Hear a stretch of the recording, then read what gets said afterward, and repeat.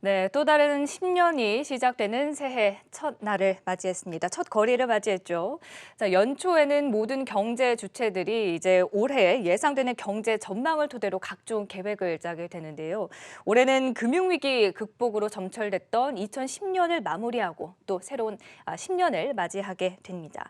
그 어느 때보다도 경제 전망이 중요한데요. 그래서 오늘은 이 시간에 올해 눈여겨봐야 할 변화들을 먼저 짚어보고 또 어떤 것들이 있는지 함께 알아보는 시간 마련을 해봤습니다. 도움 말씀에 한국경제신문 한상준 논설위원과 함께하겠습니다. 어서 오세요. 네, 안녕하십니까? 네, 그동안 잘 지내셨는지요? 네, 주말 연시를 기해서 미국에 좀 방송을 위해서 또 관계자들을 만나고 이렇게 왔습니다. 네, 자 경자년 새해를 이렇게 맞이하면서 그 어느 때보다도 이제 특별한 한 해를 맞이하게 되는 것 같은데, 자, 어떤 부분들을 우리가 좀 이야기를 나눠 보면서 시작하는 것이 좋을까요? 네, 새해 첫 방송이니까 일단 시청자분 새해 복 많이 받으시기 바랍니다. 이거부터 이제 말씀드리고, 사실 2010년대에는 우리가 보면 이제 가장 많이 얘기했던 용어 중에 하나가 금융위기가 아닌가 생각합니다. 금융위기가 더 진전되는 국가도 있을 거고, 그다음에 금융위기를 먼저 겪었던 국가들은 금융위기 극복을 위해서 여러 가지 정책 수단들이 지금 상당히 많았었죠. 예를 들어서 뭐 재료 금리라든가 마이너스 금리라든가, 그다음에 양적 완화 정책이라든가, 그다음에 2015년 이후에는 이제 출구 전략에서 금리를 인상한다든가 미국이 되겠습니다는 이런 쪽이 이렇게 돼서 지난 10년은 2010년대는 금융위기 극복으로 점철됐던 해다. 이렇게 이제 평가해 볼 수 있지 않냐 생각합니다. 그러면 시청자분께서 새로운 10년, 또 다른 10년을 맞는 상태에서 금융위기가 많이 극복됐을까 하는 이 측면은 제가 이렇게 미국에 가서도 여러 그 지인들과 같이 이렇게 얘기해 봤던 사항입니다. 네, 근데 금융위기 극복에서 가장 빨리 갔던 국가가 미국이 아니겠습니까? 근데 미국에서 실질적으로 시장에 참여했던 분들, 무디스라든가 메린주에 같은 이런 관련자들도 미국의 금융위기 극복은 완전치 못했다. 그래서 우리가 통상적으로 한국경제TV에서 금융위기 극복은 보통 이제 3단계 극복 이론이 있다 하는 것을 말씀드린 적이 있는데요. 일단 돈이 부족한 유동성 위기 극복 문제. 그다음에 그 유동성 위기가 극복되면 위기를 낳게 한 체질을 개선하는 소위 그 시스템 위기 극복 단계. 그리고 돈이 채워지고 금융 위기를 낳게 했던 이런 근본원이 치유되면 실물 경제 자연스럽게 그 회복되는 거 아니겠습니까? 그래서 이런 그 세 가지 단계인데요. 완전 극복을 그 10분 응선으로 본다면 어디까지 극복되는가 하는 측면에선 두 가지 측면을 말씀드리겠습니다. 일단 월가의 시각에서 보면 2015년 12월 달에 미국의 금리 인상, 이때가 금융위기 극복으로 보면 가장 높은 단계가 아닌가 이렇게 이제 보여지고 있습니다. 그래서 그때가 그 8분 응선 정도인데요. 이 방송을 통해서도 아마 그때 월가 시각을 한번 전해드린 적이 있습니다. 근데 그 이후에 사실 금융위기 극복이 더 이상 이렇게 진전되지 않았다. 결과적으로 보면 지난해 사실 그 7월서부터 금리를 뭐 미드텀 조정이 되든가 이런 특수한 표현을 쓰긴 했지만 금리를 내린 것은 사실 금융위기 극복이 이렇게 더 이상 진전되지 않는 거다. 이게 월가의 문제냐 또 정치권의 문제냐 하는 것은 나중에 가면서 시간을 갖고서 말씀드리겠습니다. 네. 어찌됐든 가장 앞서갔던 미국이 금융위기 극복 정도로 볼 때 8분 응선이 2015년 이후에 사실 그 위기 극복 상태에서 정치됐다 하는 이런 시각은 올해 그 경제라든가 증시적인 측면에선 금융 완화 기조로 갈 것인가, 경기 부양 기조로 갈 것인가, 위기 극복이 완전했다면 사실 긴축 기조로 가는 거고, 위기 극복이 완전치 못됐다면 여전히 아까 오상무께서도 말씀해 주셨던 금융 완화 기조로 간다는 얘기거든요. 그런 시사점을 던져주는 측면에서 이 평가에 어느 정도 평가하는 건 굉장히 중요한 대목이다 이렇게 보겠습니다. 그러다 보니까 2020년대를 맞으면서 사실 두 가지 측면, 저도 뭐 개인적으로 이 부분에 대해서 전적으로 공감해서 이렇게 여러 분야에 활용해 왔습니다는 사실 2010년대 위기 극복을 완전히 못함에 따른 그 불안감 같은 거 이런 게 월가에서도 이렇게 보는 시각이고요. 그 다음에 2020년대 오성무께서도 뉴노멀이다. 네. 그 다음에 불확실성이다 이렇게 표현했지 않습니까? 이 단계를 좀 한 단계 더 이렇게 높인다면 뉴노멀에 이게 종전의 이론이 통하지 않는 것을 보통 뉴노멀이라고 하지 않습니까? 거기에 그 예측까지 어렵다 해서 뉴앱노멀이다 해서 뉴 노멀의 뉴 앱노멀. 그 다음에 불확성 시대는 1977년 갈브레이스 교수가 썼습니다는 사실 2010년도에 이렇게 한국경제TV에서 초청했던 루시 버클리의 베리 아이켄 그린 교수가 이보다 한 단계 더 뛰어넘어서 하이퍼 언서턴티 초불확성 이런 얘기하거든요. 사실은 2017년에 이렇게 베리 아이켄 그린 교수가 한국에 오셔서 초불확성 시대를 이렇게 말씀한 적이 있습니다는 네. 그때 당시엔 생소했었거든요. 근데 2020년대 3년 지난 시점에서 보면 이 용어가 굉장히 화두가 되고 있다 이렇게 보게 됐습니다. 그만큼 이제 앞서서 한국경제TV가 전해졌다는 얘기죠. 그래서 2020년대에는 사실 이론이 통하지 않고 예측까지 오는 New Abnormal Society. 리스크적인 측면에선 하이퍼 언서터티니까 사실 그 또한 그 두려움이거든요. 그래서 두 가지 두려움이 같이 겹치기 때문에 올해는 사실 그 어느 때보다도 이렇게 여러 가지 변화가 많지 않겠느냐 해서 빅 체인지 큰 변화가 올 것이다 이렇게 보시면 되겠습니다.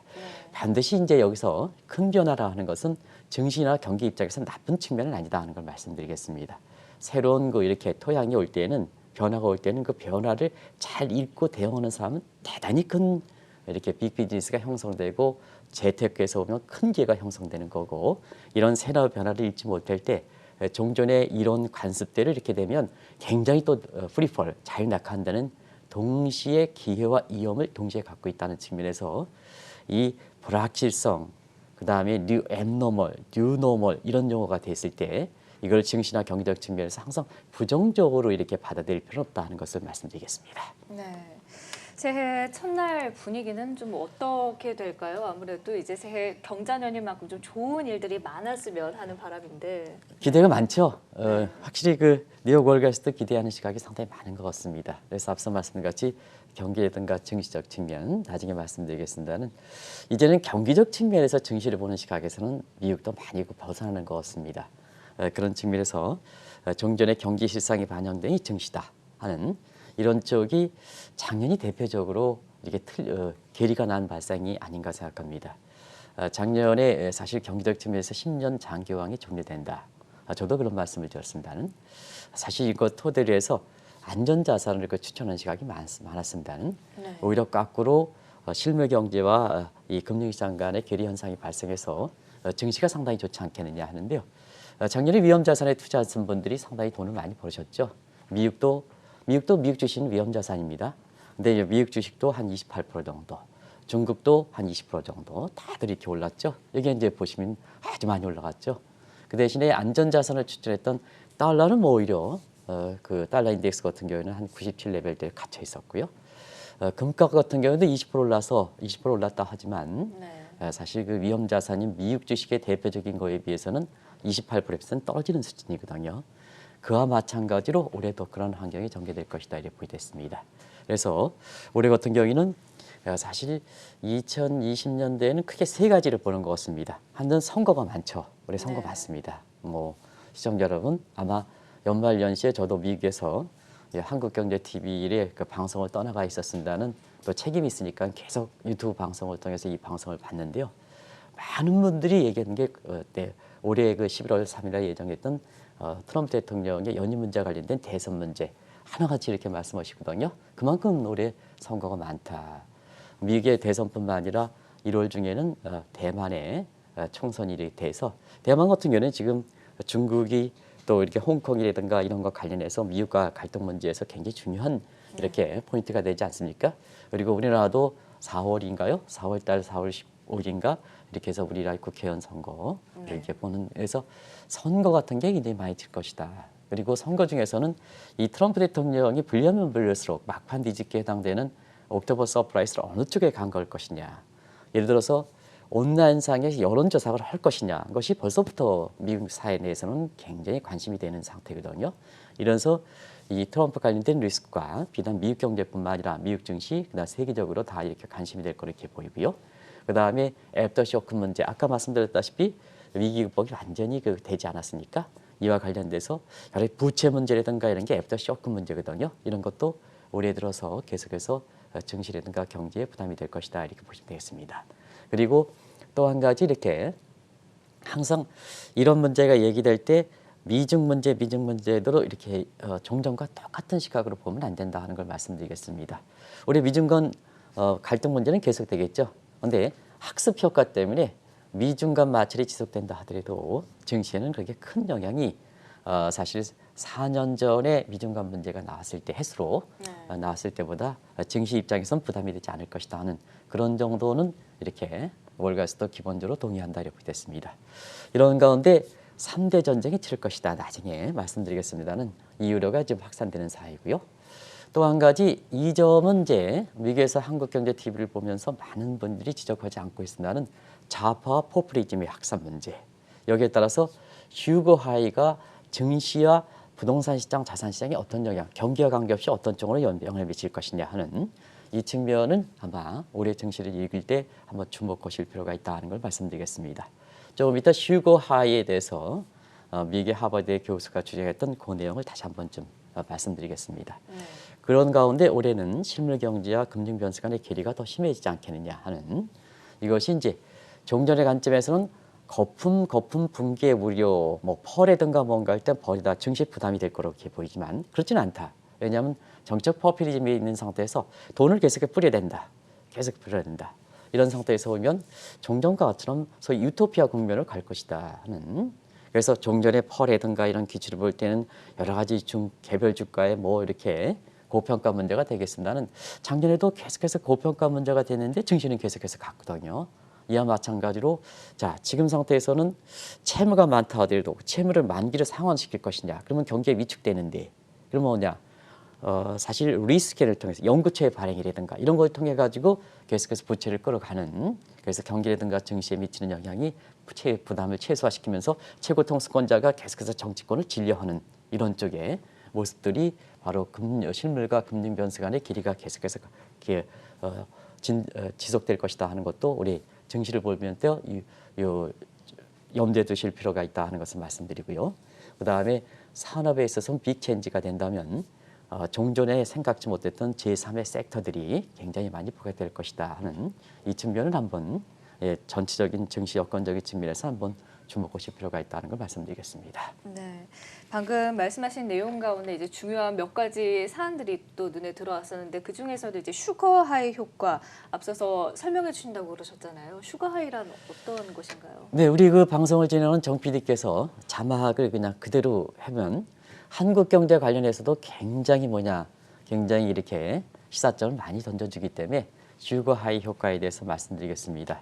일단 이런 용어들을 이렇게 나올 때 누가 얘기했느냐가 굉장히 중요하거든요. 요즘은 이제 그런 그 신뢰 문제가 굉장히 중요한 문제이기 때문에 요 슈거 하이 이펙트에 대해서는 이렇게 미국의 하버드에 이렇게 그 제프리 프랭켈 교수가 이렇게 해서 미국에 이제 보면 미국에서 이렇게 유명한 그 금융과 관련된 이러한 그 학자이면서 사실 그 시청자 여러분도 아시겠습니다는 노벨 경제학상을 타신 분이죠. 그래서 아주 이분이 사용해서 그런데요. 지금의 미국 경제라든가 세계 경제라든가 한국 경제 상황 관련해서 딱 들어맞는 표현이다 이렇게 됐습니다. 그래서 일단은 지금 보시죠. 저금리 유동성 공급 문제, 통화정책 측면, 그 다음에 재정적인 측면에서는 감세라든가 재정 지출적인 측면, 전부 국민의 인기가 있는 이런 정책들이죠. 그래서 이런 것이 교통 경기적 측면에서는 근본적 문제 없이 설탕이라는 얘기입니다. 마약이라는 얘기입니다. 그러니까 일단 설탕을 먹으면 그 이후에는 설탕을 좀 줄여야 당뇨병이라든가 이런 걸 줄일 수가 있는데 그래 이제 근본적으로 체질 개선이 되는데 설탕을 먹다 보면 그 설탕 단맛에 이렇게 그 익숙해져 가지고 다음에 이렇게 먹을 때는 사실 그보다 똑같은 가격대에서 단맛을 주면 느끼지 못한다는 얘기입니다. 더 단맛을 줘야죠. 아침부터 다른 쪽의 얘기는 하지 않겠습니다는 우리가 이것은 근본적으로 보면 사실 한 회사 내에서도 예를 들어서 한국경제TV가 임금을 올려줄 때는 좋지만 다음에는 회사의 수익이 안 나서 임금을 그대로 정체되어 있지 않을 때 오히려 근로자들이 임금을 삭감하는 느낌을 낸다. 그렇기 때문에 그 이후에 임금을 더 많이 올려줘야 된다 하는 그런 거와 똑같다. 그 다음에는 임금 상승에 치여다 보니까 결국 한국경제TV의 근본적인 체질 개선이라든가 구조개혁이 지속 가능한 한국경제TV의 이렇게 성장 기반인데 이것이 성장 기반이 되지 않고 그 맛에 취하다 보니까 단맛에 취하다 보니까 나중 가서 큰 꼴이 된다 이렇게 이제 보시면 되겠습니다. 네. 보통 이제 한 나라 입장에서는 정책 파워베이스, 트럼프 같은 정책 파워베이스가 이렇게 됐을 때 이런 그 슈거 하이 효과에 따라서 근본적 지속 가능성에 문제가 있지만 일단 정치적 측면이니까 경제적 측면에서는 그런 효과 때문에 실물 경제와 금융 사이드 간의 괴리가 많이 발생할 수 있었겠다 하는 이런 것이 지난해에도 보여줬고 올해도 그런 문제에 대해서 주식 투자하시는 분은 염두에 두실 필요가 있다는 걸 말씀드리겠습니다. 네. 또 앞서서는 이제 3대 전쟁을 치를 것이라 우려가 확산된다라는 부분도 말씀해 주셨는데 그렇다면 이 3대 전쟁에는 어떤 것들이 들어가게 되는 건가요? 네, 사실 그 올해에 이렇게 지금까지 이렇게 전쟁 보면 미중 간 이렇게 마찰이었죠. 이거 이제 미중 간 마찰은 다른 각도로 보면 경제 패권을 위한 전쟁이죠. 그러니까 믹워다 해서 전쟁이다. 그 대전쟁이죠. 벌써부터 얼마 됐습니까? 3년이 된 대로 끝나지 않고 있는 이런 상황이죠.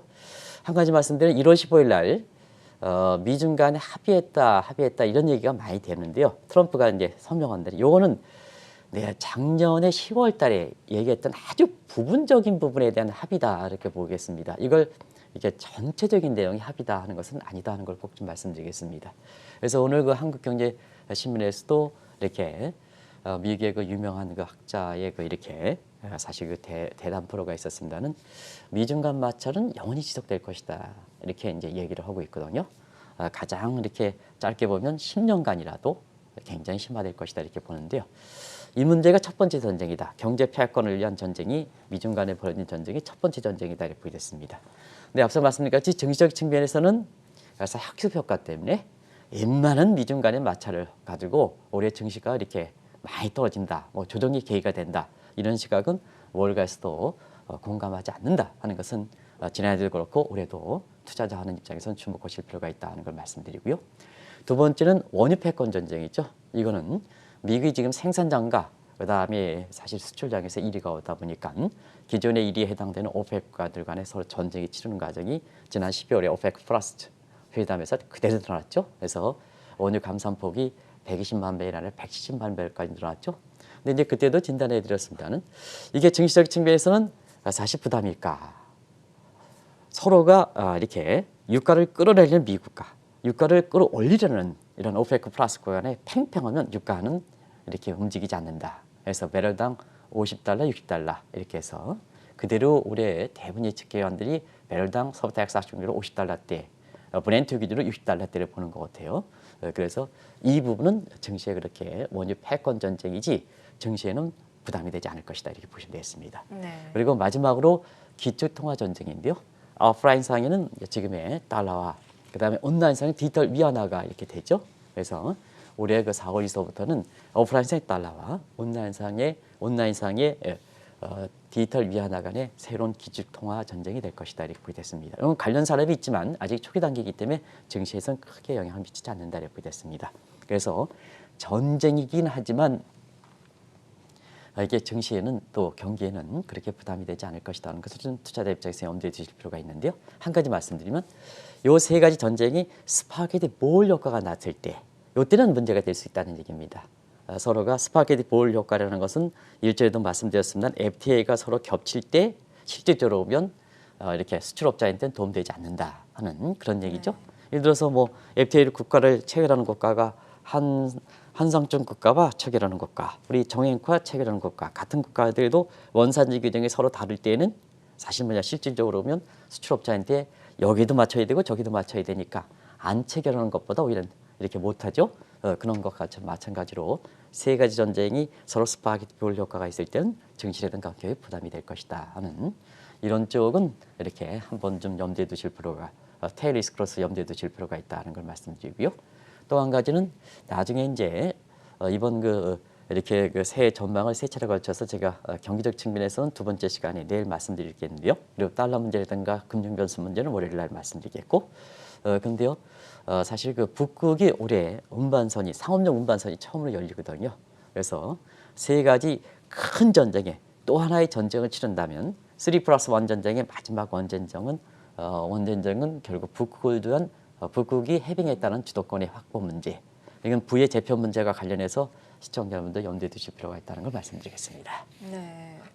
올해는 이제 산업별로 특히 좀 부침이 많을 것이다 이런 이야기가 또 나오고 있는데요. 월가를 비롯한 예측 기관들은 좀 어떻게 바라보고 있습니까? 저는 뭐 산업의 전문가는 아닙니다. 그래서 많은 사람들이 산업에 전망하는 만큼 이렇게 산업에서 그동안 예측력이 높았던 아무래도 이제 주식 투자하는 입장에서는 개별 종목에 해당되는 사항이기 때문에 이 대목은 저처럼 이렇게 이 분야의 그 전문가가 아는 사람이 어설프게 얘기하는 것보다도 오히려 이 분야의 가장 예측력이 높았던 이런 기관을 토대로 해서 이렇게 종합적으로 말씀드리는 게 오히려 시청자분한테 도움될 수 있지 않냐 생각합니다. 그런 측면에서 저도 좀 이렇게 보스턴 컨설팅이라든가 그다음에 영국의 EIU, 유럽에서는요 산업 전망과 관련해서 이거는 제가 얘기할 수가 있습니다. EIU 관련돼서는 산업 전망과 관련해서 아주 이렇게 전문적인 기관입니다. 가장 공신력 있다 이렇게 보시되고요. 산업 전망에서 보스턴 컨설팅은 저도 이번에 갔다 왔습니다는 보스턴 컨설팅 업체는 굉장히 유명하죠. 그다음에 가트너 다들 아시죠? 이런 것에 발표자를 토대로 해서 보겠습니다. 가장 의아했던 생각했던 대목이요.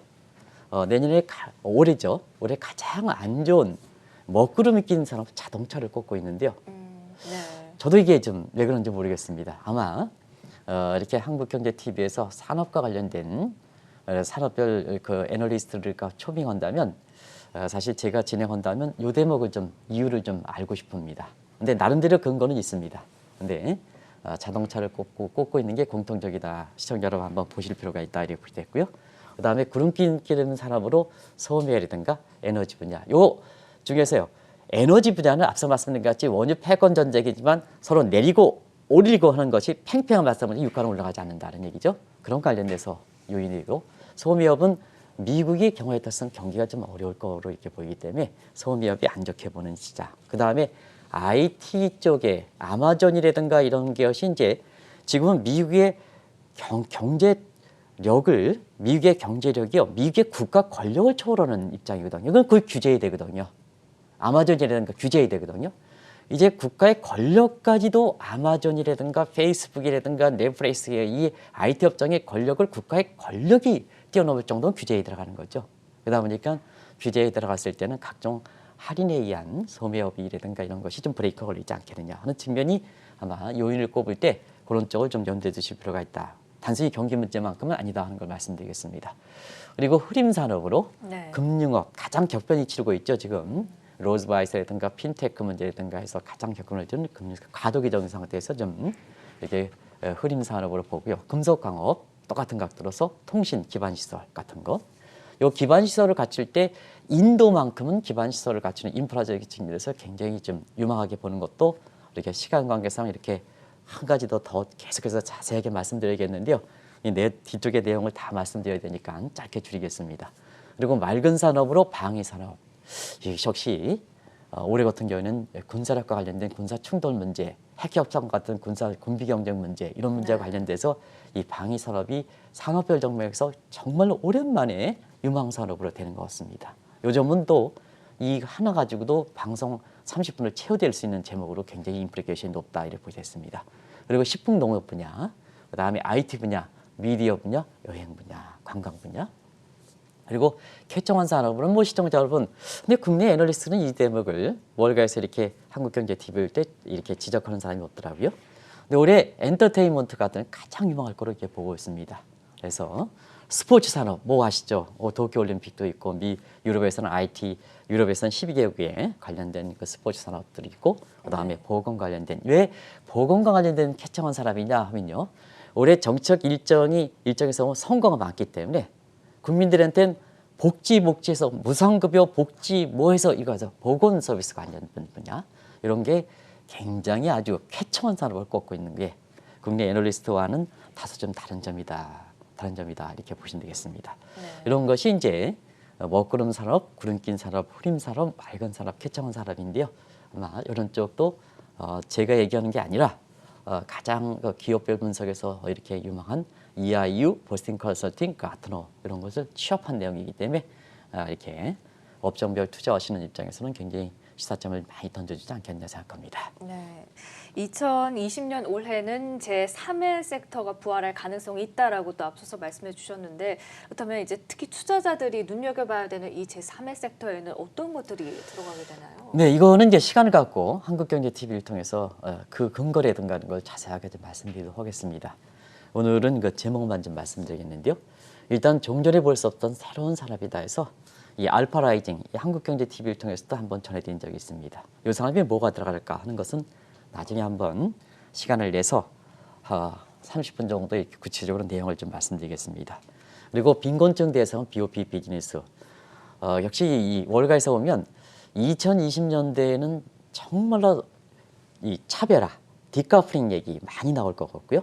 그다음에 소득 계층 간, 기업 간, 국가 간, 또 중심 국가와 중요 이렇게 개도국 간에 이렇게 중간 사이즈가 없어지는. 그래서 경우에 따라서는 부자 국가와 빈곤 국가만 봐있지. 우리가 여기에는 이머징 마켓이 이머징 마켓에 속해 있는 국가는 없어지는 게 아닌가 이런 쪽도 월가에서 그 제시하는 시각이거든요. 그래서 차별화가 심하다 보니까 결국 위에 있는 것보다 밑에 있는 게 많죠. 그런 것들에서 BOP 비즈니스 같은 것 제3의 섹터로 비교된다 이렇게 보겠습니다. 그리고 4차 산업혁명을 뛰어넘어서 6차 산업혁명이라는 얘기도 나온다. 그럼 5차 산업이 어떻게 될 것이냐 지금 6차 산업혁명 그만큼 빨리 급변한다는 얘기죠. 왜 6차 산업혁명이냐 하는 1 플러스 2 플러스 3은 6차고 1 곱하기 2 곱하기 3은 6차라서입니다. 이 의미는 종전에 볼 수 없었던 새로운 산업이다. 그리고 종전의 산업까지도 벗어나야 된다 하는 이런 시각으로 받아들일 필요가 있다. 오늘 강연에서 보면 4차 산업혁명에서 왜 6차 산업혁명이냐 4차 산업혁명의 내용을 모르느냐 이런 쪽에 지적하시는 분도 있습니다는 그만큼 산업이 급변하는 시각으로 여기 이제 우리 그 정 PD께서 발빠르게 버텀 오브 더 피라미드에서 빈곤층 얘기 나오죠. 이런 용어가 나왔을 때는 이렇게 딱 정리해 주시는데요. 아주 좋은 쪽에 이렇게 시도다 이렇게 보게 됐습니다. 그리고 올해는 기축통화로서 우리가 달러라든가 위안화라든가 이런 쪽에 얘기했습니다는 거기에 디지털을 더 붙여서 디지털해서 이게 통화가 디지털 쪽에 붙으면요. 산업도 전부 디지털이 붙는 거거든요. 경제활동에서 이게 통화라는 것은 실물 경제 실상을 반영하는 거기 때문에 이게 반영하는 얼굴에서 디지털 붙으면 산업은 먼저 디지털을 간다는 얘기거든요. 그래서 디지털이라는 용어를 많이 붙일 것이다 이렇게 보겠습니다. 이런 것이 제3섹터로 부각된다. 관련된 하나의 관련된 새로운 사람이 있습니다. 그걸 정리해서 한번 드리겠습니다. 오늘 첫 방송이니까 이렇게 해서 개념만 좀 정리해 드리겠습니다. 네. 올해 세계 경제와 또 글로벌 증시의 가장 큰 리스크로 꼽히는 것 중에 하나가 또 이런 트럼프 대통령과 같은 최고 통수권자와 관련된 또 리스크가 아니겠습니까? 네, 통수권자들이 요새 그 법이라든가 그다음에 국민들의 합의 사항인 규범이라든가 잘 지키지 않죠. 그래서 절대 그 금주 시대가 도래됐다는 얘기를 좀 얘기하고요. 이 얘기도 이 월가에 가서 실제로 현지에서는 그럴까 하는 측면에서 보면 월가의 그 무디스라든가 메리트에 있는 사람들이 물어봤습니다. 아주 전적으로 공감한다 이렇게 하면서 미국 내에서는 더 공감한다 이렇게 얘기하더라고요. 그만큼 트럼프에 대해서 자 정치적 측면에서는 좋은 쪽도 있습니다. 그런데 사실 국민들 입장에서는 합의 사항을 지키지 못한다는 측면에서는 트럼프에 대해서 지금 하원 의장의 펠로시가 트럼프에 대해서 아주 한을 풀고 지금 탄핵 문제를 갖고 있지 않습니까? 그런 측면은 아마 국민의 입장에서 합의된 사항을 지키지 않는다는 측면에서 트럼프 대통령의 탄핵 문제를 주도하고 가는 것이 아닌가 하는 그런 것이 바로 지금은 트럼프 문제뿐만 아니라 지금 한번 보세요. 아베 똑같죠. 아베가 올해 신년사에서 가장 먼저 얘기한 게 뭡니까? 개헌 문제다. 개헌 문제다. 이제는 전쟁을 방어하는 국가에서 전쟁을 치는 국가로 가겠다. 그리고 내 권력은 이렇게 일본 총리 사상 최장의 총리이자 가장 강한 총리에서 부각될 것이다 하는 것은 트럼프와 비슷한 시각이죠. 푸틴도 그렇죠. 시진핑도 그렇죠. 마크롱도 그렇죠.